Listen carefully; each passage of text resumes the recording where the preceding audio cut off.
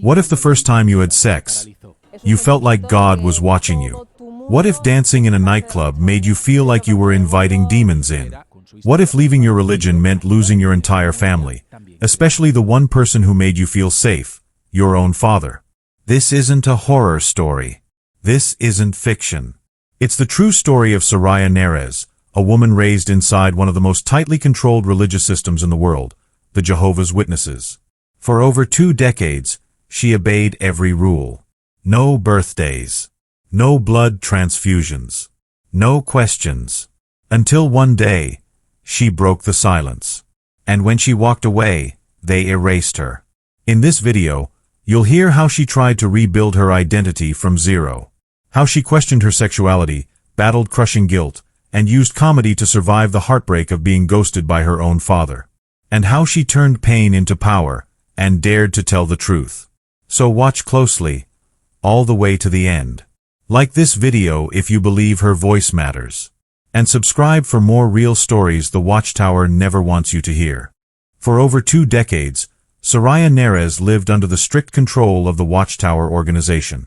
Her life was carefully scripted. There were no birthdays, no holidays, no blood transfusions, no friendships outside the congregation. Joy was conditional. Love came with rules. And obedience was everything.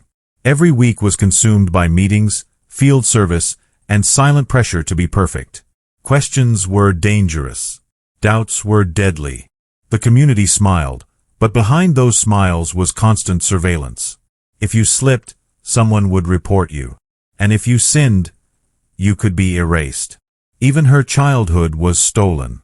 While other kids laughed and played, Soraya was learning about the end of the world, the looming Armageddon that would destroy everyone but Jehovah's chosen ones. She was taught that loyalty to God might mean losing everything, even your own child or your own life. And somewhere in the shadows of her young mind, she began to believe it. That maybe, just maybe, if God asked, her parents would have to let her go. That faith required sacrifice. And she had to be ready. Leaving the Jehovah's Witnesses wasn't a single decision. It wasn't a dramatic exit with slammed doors or final words.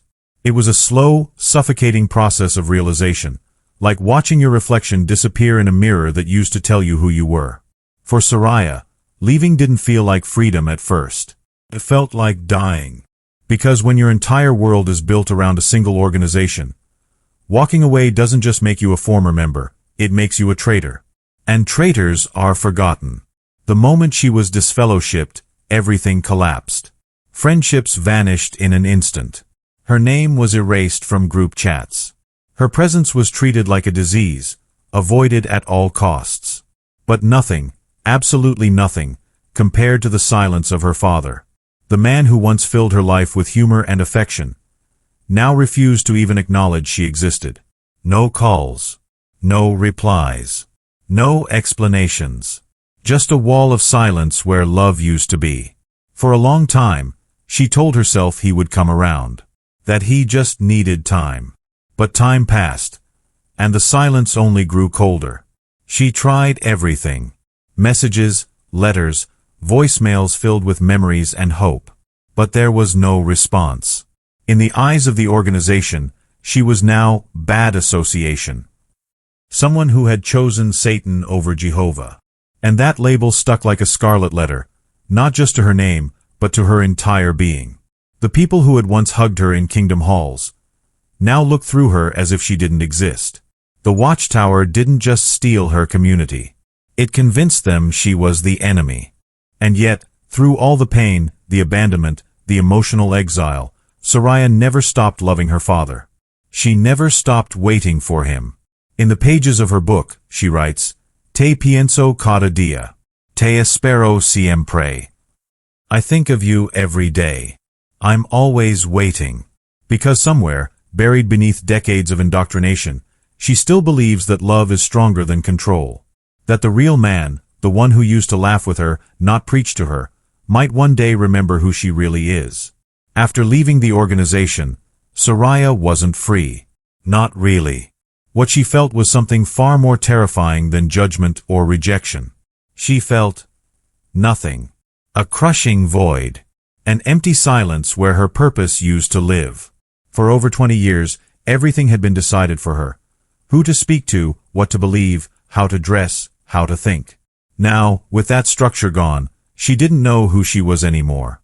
She was no longer Sariah the faithful Jehovah's Witness. But she didn't yet know who Sariah even was without that label. She described it like floating in space, weightless, invisible, lost. Some days she wouldn't even speak. Other days, she cried until her body gave out. The pain wasn't just emotional. It was physical. It consumed her entire nervous system. In desperation, she did something unexpected. She booked a spot at a surf camp in Razo, not because she wanted to surf, but because she wanted to be around people. To feel warmth again.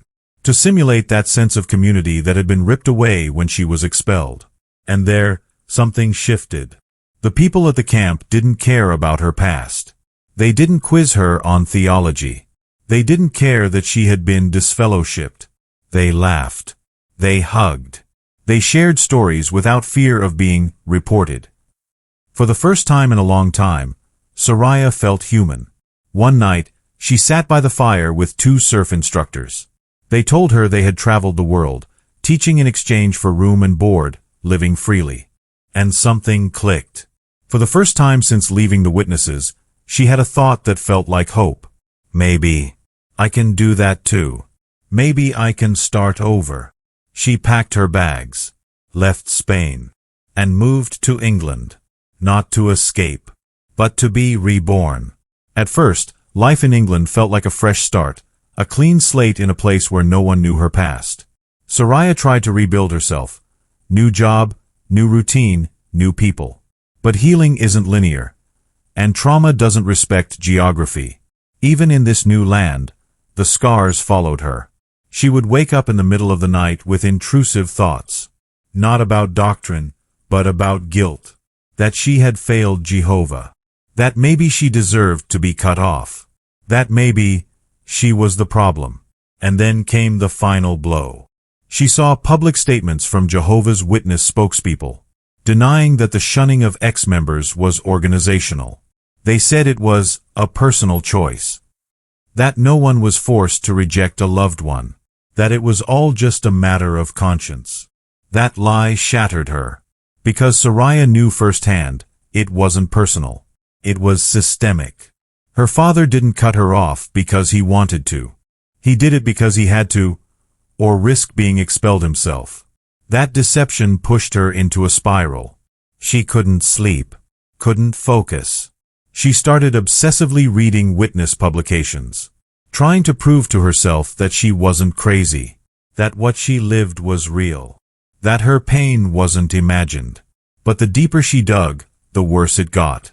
She read stories of other ex-members, and it was always the same. Same tactics, same punishments, same silence. Eventually, she broke.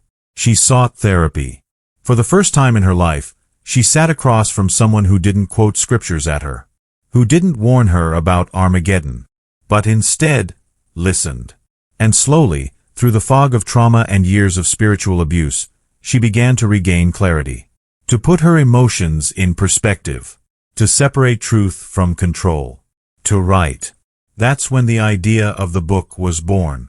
Not as revenge, not even as justice, but as survival. To reclaim her voice, and tell the story that the Watchtower tried to erase. Even after leaving the organization, Sariah couldn't shake the voice in her head. That inner elder, whispering judgment over everything she did. Every choice felt like a test. Every new experience felt like sin. She wasn't just free from the Watchtower, she was haunted by it. She waited until the age of 25 to have her first sexual relationship. Not because of moral conviction, but because of fear, deep, unconscious fear. Even holding someone's hand triggered alarms in her brain. Is this wrong? Am I crossing a line? Am I becoming worldly? She had been trained to believe that the world was dangerous. That tattoos were for rebels. That alcohol was for sinners. That expressing your sexuality was a gateway to destruction. So even as she tried to live freely, her steps were cautious. She didn't want to just leave the religion. She wanted to leave clean. Without shame. Without regrets. Without becoming the person she had once been warned about. She'd go to a nightclub and hear that voice again. Soraya, don't become like them.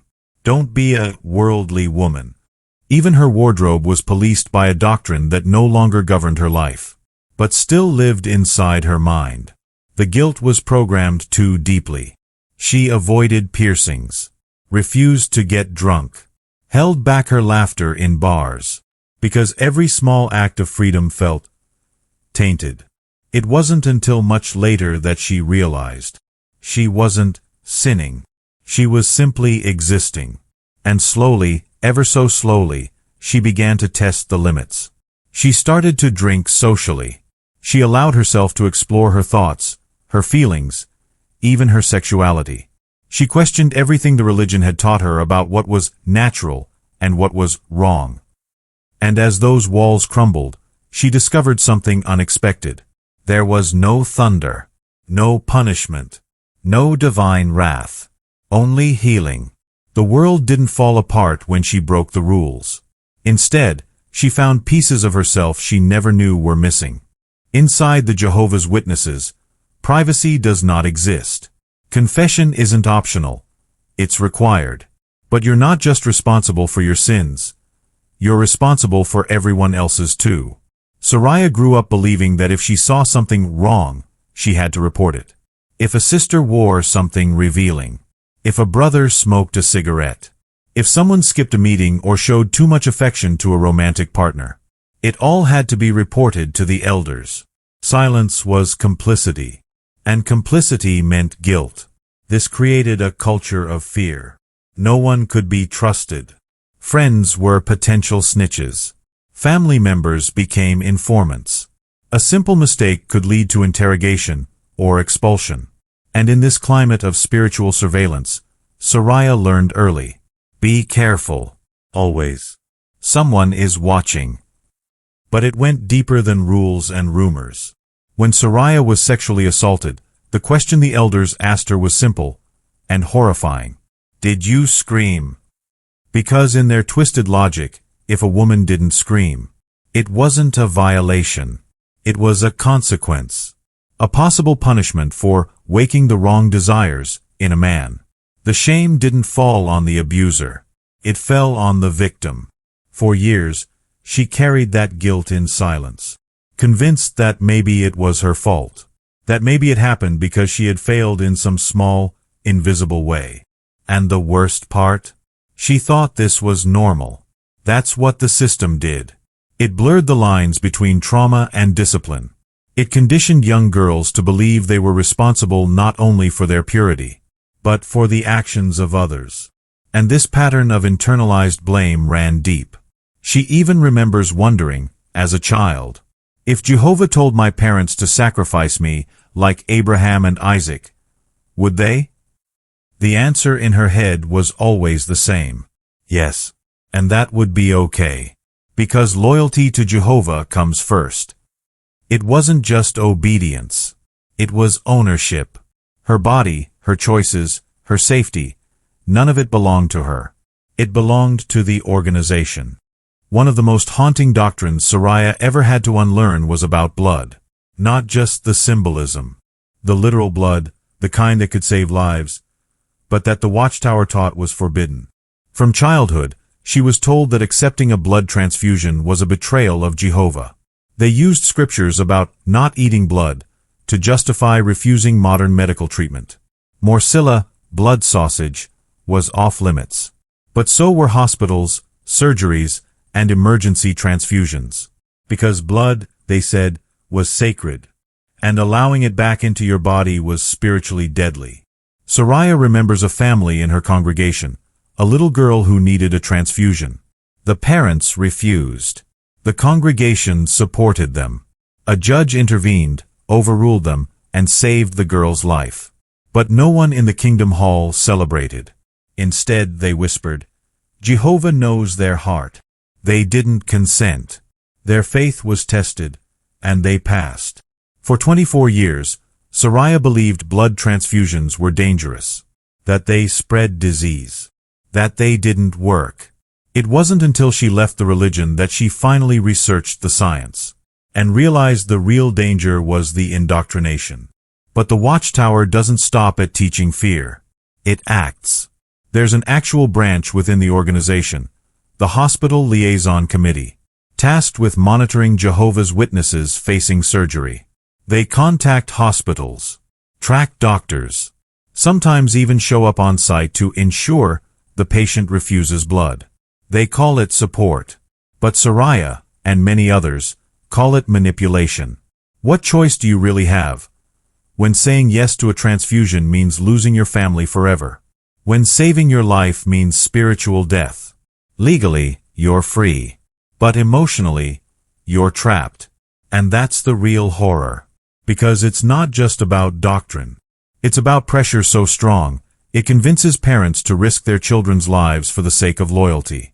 It's about members feeling proud to die, because they've been told it's holy. And Soraya?